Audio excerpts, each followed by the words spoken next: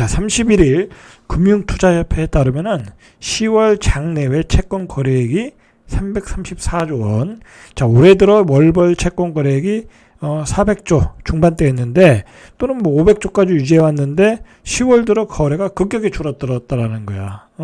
자, 그게 레고랜드발 사태 때문에 그렇다는 거야. 지금 기업들이 얼마나 자금에 쪼달리고 있나를 우리가 알 수 있는 거예요. 자금 조달에 심각한 상황 속에 있나를 우리가 알 수가 있는 거예요. 거래 금액이 300조 원대에 머문 것은 리만 브라더스 파산 이후 글로벌 금융위기가 발생한 2009년 이후 1월 이후 처음이라는 거야. 자, 신용 등급이 높은 한전채 위주 채권이 시장에 돈을 쓸어가면서 회사채 시장이 완전히 마비됐다라고 보면 돼요. 제가 지난 시간에도 얘기했지만 그나마 채권 시장으로 들어오는 돈이 있는데 그것은 5.9% 또는 6%의 한전채로 다 돌리고 있다라는 거야. 지금 이제 뒤에서 얘기하겠지만 이 시중의 돈들이 은행에서 뭐 5% 이상 또 저축은행에서 6.5%까지 주니까 그쪽으로 돈이 다 쏠리는 거야. 그러면 예를 들어서 저축은행의 6.5%짜리와 은행의 5%짜리 또는 뭐 채권에서 조금 등급이 떨어지는 기업들의 뭐 7%, 8% 주면 사람들이 어디를 가겠어요? 당연히 저축은행으로 가겠죠. 6.5%. 5천만 원 한도 내에서 5천만 원이 넘으면 그거 안 되니까 보증 한도를 넘으니까 안 되니까 또는 은행으로 가겠죠. 뭐 1%, 2% 더 받으려고 위험한 지금 회사채를 사겠냐고. 자, 그런 자금 흐름에 지금 왜곡 현상이 나오고 있다. 레고랜드발 사태 이후로. 자, 그런데다가 한전채가 6%를 준다. 그나마 채권 시장에 있던 돈은 다 한전채로 빨려 들어가고 있다라는 거야. 지금 자금 흐름이 이렇게 시장에서 전개되고 있다라는 걸 여러분들이 아셔야 돼. 그러면 돈들이 어떻게 되겠어요? 주식시장에서도 초우량 기업, 성장 가능성 있는 초우량 기업으로 몰리겠죠? 외국인도 마찬가지고. 자, 그렇다고 하면 그런 주식들이 가격이 올라갈 수 있어요. 오히려. 이 부실 기업들은 뭐 다 이제, 빠져나올라고 할 거고. 자, 그런 흐름들을, 자금 시장의 흐름을 통해서 우리가 주식 시장도 이렇게 예측할 수 있는 거예요. 뭐 요즘, 오늘 보니까 뭐 삼성그룹주가 강하다고 그러잖아요, 요즘. 그러니까 그런 얘기가 지금 슬슬 나오는 게 이런 자금 흐름 속에서 나오는 그런 징후가 아닌가 저는 그렇게 생각합니다. 돈맥 경화에 은행을 찾는 기업들. 자, 채권 시장에서 돈을 못 구하니까 기업들이 어디를 가겠어요? 은행으로 가겠죠. 자, 그러니까 한 달 새에 기업 대출이 구조가 급증했다. 1조 정도 채권 시장에서 조달을 못하니까 은행에서 구조 대출을 받았다는 거예요. 그나마 이제 우량 기업들이니까 가능하겠죠. 물론 또 금리도 비쌀 수 있어요. 자, 5대 은행의 27일 기준 기업 대출 잔액이 703조 7,512억 원으로 집계됐다고 그래요. 증가했다라는 거예요. 이만큼. 자, 기업들이 과연 7% 이상 금리에 얼마나 버틸 수 있을까라는 거죠. 이제 여기서는 이제 보통 뭐 지금 은행에 맡기면 우리가 5%니까 기업들은 7% 이상 금리에 기업 대출을 받아갈 거 아니에요? 자, 그러면 그걸 받아가서 기업들이 7% 이상 수익을 내야 되잖아요. 그죠? 근데 지금 뭐 재고가 막 쌓이고, 반도체도 재고가 쌓이고, 뭐 화학도 재고가 쌓이고, 뭐 그런 상황에서 이유는 당연히 못 내는 거고 적자의 구조로 가는데 이런 이자를 어떻게 갚을 수 있겠냐고. 계속 채권을 발행하는 수밖에 없겠죠. 경제학자들, 경제 전문가들이 얘기하는 게 내년이 더 문제라는 거야. 자, 그러니까 주식시장도 내년도 좋을 일 없고 부동산 시장도 내년도 좋을 일이 없어요. 이게 V자 반등이 될 수가 없는 거야. 이런 고금리 상황에서는 V자 반등이 될 수가 없는 거야. 우리가 옛날에 금융위기 또는 뭐 코비드 이후에 V자 반등이 가능했던 것은 말 그대로 저금리에 돈을 확 풀어댔기 때문에 가능한 거잖아요. 자, 근데 그게 안 된다라는 게 대부분의 전문가들의 얘기예요. 그러니까 주식 투자하시는 분들 너무 낙관적으로 보시면 안 돼. 이건 뭐 많이 떨어졌으니까 뭐 반등했지. 그렇게 안 된다니까 이제. 자, 보세요.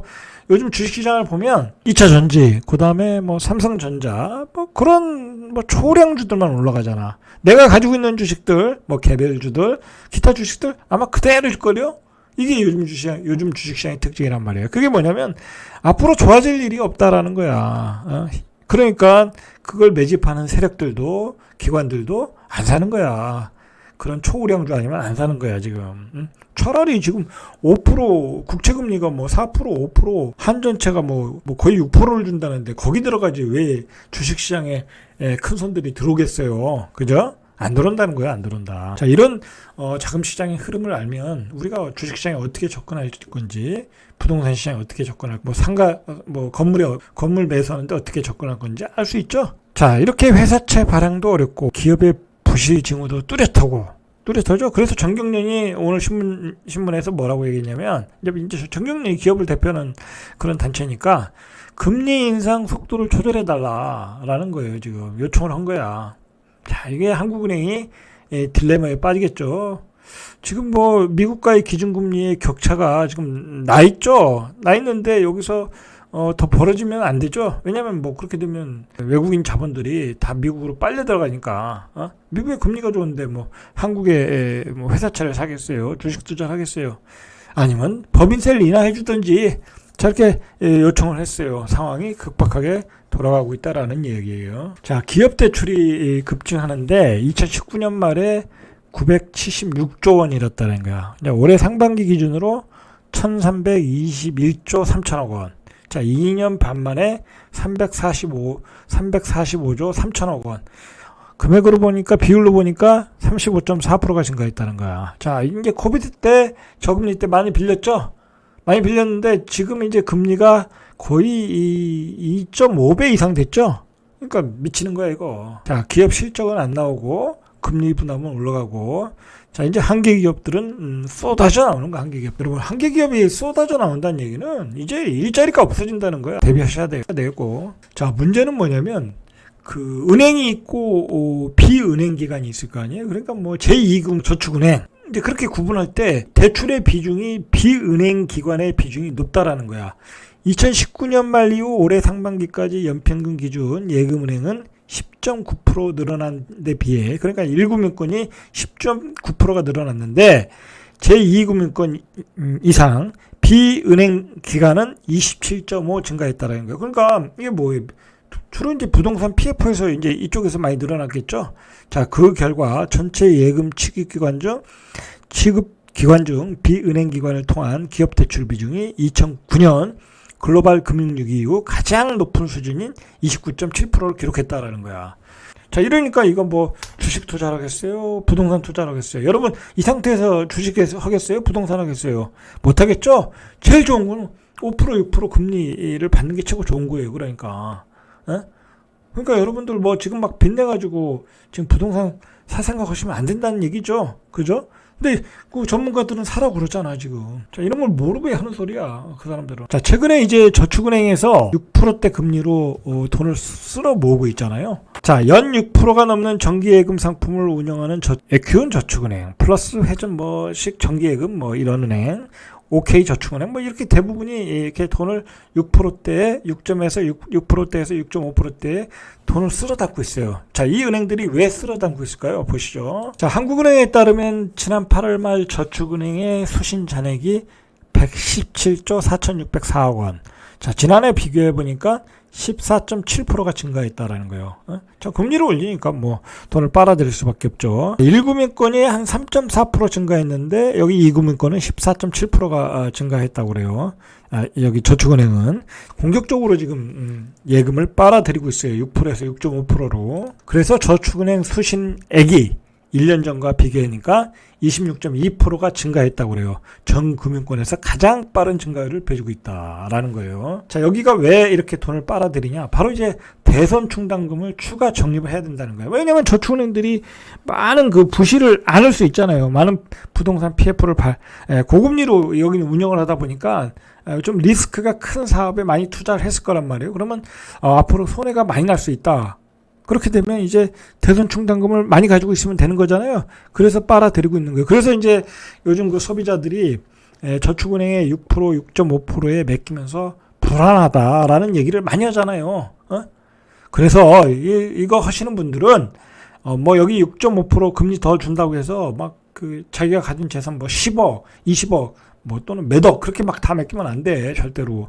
5천만 원밖에 보증이 안 되잖아요. 그러니까 쪼개서 5천만 원씩 다 저금하시면 되는 거예요.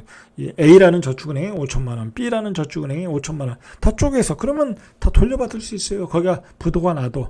저도 예전에 한번 어디 저축은행에 맡겼다가 거기가 부도가 나가지고 5천만 원만 맡겼으니까 그거 다 돌려받았어요.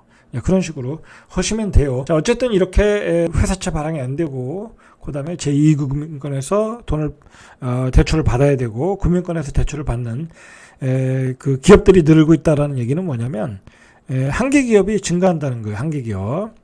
자, 한계 기업 수와 차입금의 비중은 각각 18.6%, 19.5%까지 다시 커질 거라고 예상을 하고 있어요. 자, 그러니까 앞으로 한계 기업의 수가 거의 한 20%, 그리고 차입금의 비중이 20% 늘어난다는 거예요. 그러니까 급격하게 내년에 한계 기업이 늘어난다는 얘기예요. 늘어난다.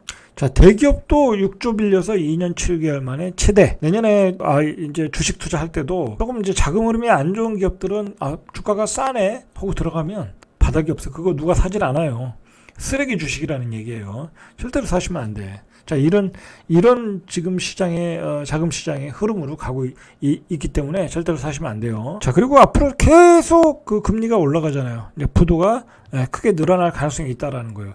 자, 이런 경기 침체, 경제적인 기업의 부도로 이렇게 연결된다고 하면 결코 부동산 시장이 좋아질 수가 없어요. 좋아질 수가 없다. 그렇지 않겠습니까? 이제 그동안 사람들이 대출을 많이 받아가지고 집을 많이 샀잖아요. 그 폭등한 집값을 대출로 산 거야. 따라서 산 거야. 그것도 2020년도부터 2022년도에 많이 샀잖아요. 근데 그게 다 이제 버블 구간으로 이제 지금 나오고 있잖아요. 갭하라고 있으니까. 자신의 일자리도 유지하기 힘든 상황에서 대출 금리도 오르고 그다음 생활비도 안 나오는 상황이라고 하면 금매물이 쏟아져 나올 수밖에 없어. 이런 상황인데 조금 조정받으니까 사라. 이렇게 경제의 어떤 자금의 흐름, 금융의 어떤 그 금리에 따른 자금의 흐름, 그 다음에 어떤 경제의 펀드멘탈을 공부하셔야 돼. 이런 기본적인 체력이 안 되는데 어떻게 집값이 유지가 되냐고. 그죠? 특히 금리가 떨어지지 않는 한 절대로 집값은 올라갈 수가 없는 상황이야. 왜냐면 지금 버블이 많이 껴있는 상태잖아. 그죠? 껴있는 상태에서 금리가 안 내려가고 한계 기업이 계속 나오고 그리고 기업의 부도가 현실화되고 채권 시장이 망가지는데 어떻게 집값이 오르냐고. 도대체